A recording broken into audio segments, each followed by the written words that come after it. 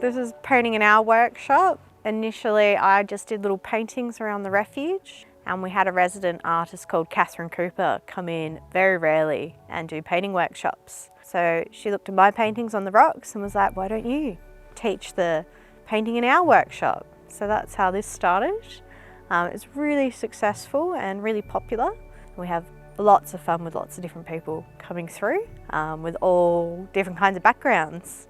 Get experienced artists all the way up to beginners. And it's just a really unique experience and way to get close to these birds that you never get to see because they're out in the wild and they're nocturnal. And especially the Tasmanian masked owl.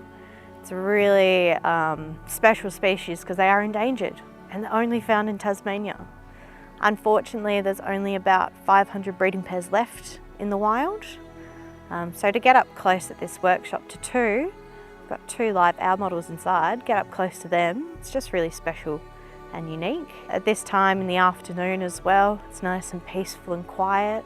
Our visitors can walk around the grounds, maybe when it gets dark and hear some owls calling as well. So yeah, it's a great way to support us here at the Raptor Refuge and a great way to help out the Tasmanian masked owl and learn a new skill maybe yourself. Come paint an owl.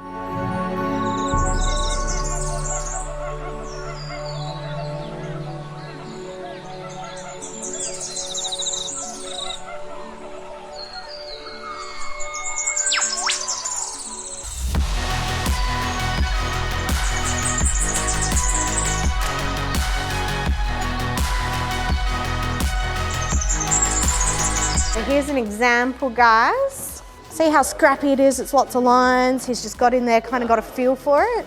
And then eventually you put the detail in. Get the shapes, get the feel for the shapes. You might draw a drawing and be like, well, actually I kind of want him to turn more to the side. But if you look at this sketch here, you don't want to try and draw this straight up because you're going to get frustrated because that's really hard to do. And then gradually you'll build it up slowly and put in more details. It's a lot easier just doing that than this is lovely.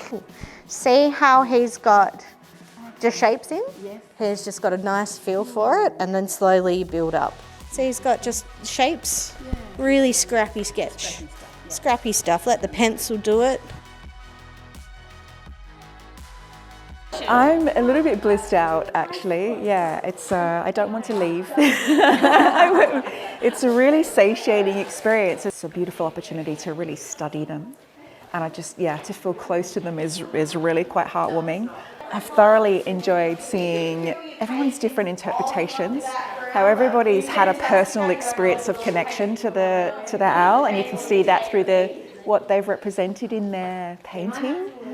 So that's beautiful. That's such a celebration of what they're doing here and how people are really getting an opportunity to connect in with these creatures on such an intimate level.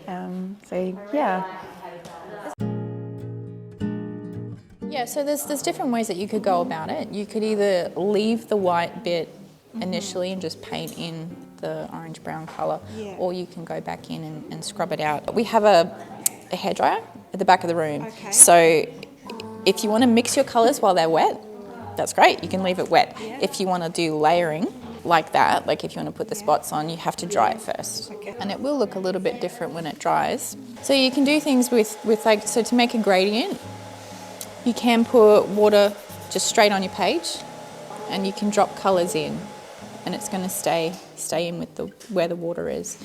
And you can have some control of where it's going to go and how dark you can get it. We also have salt at the front of the room, which when you put salt on it, the salt absorbs the water, leaving the pigment behind, and you get these kind of little star patterns. But you have to wait for it to dry completely before you wipe your salt off because you'll make a mess. If you make a mistake, you can fix it to some extent. Just try not to damage your paper. You can get a bit of clean water and scrub the paint that's already dry. And you can lift it off with your paper towel and it can at least make it look a little fainter. And the shine in the eye is really important as well. It's not just a big solid black eye, is it? She's done the iris. Great with eyes because they've kind of always got that shadow over the top. If you just do the iris like halfway round rather than the whole circle. I think my favourite bit was seeing the owls come to life. when I learned how to do the painting, and they taught me how to do the layering and the colours, and then all of a sudden the owls just come to life on the page.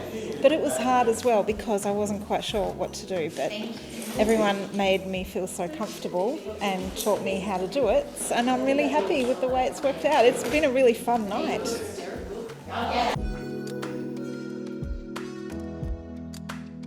Lovely artists, had a great time. Hope everyone else had fun as well.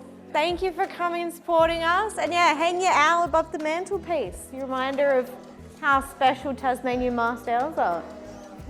Now you've started your art journey, keep practicing.